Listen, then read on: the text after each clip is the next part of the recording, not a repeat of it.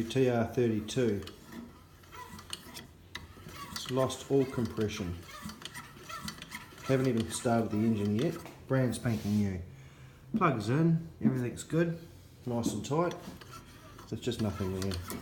Absolutely nothing there. You got to try and flick it.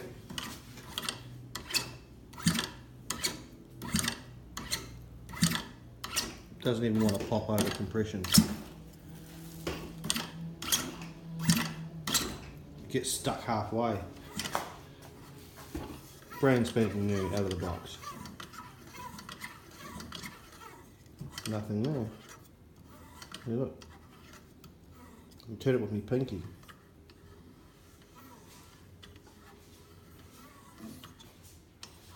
Near the centre of the hub too, see that? Nothing there.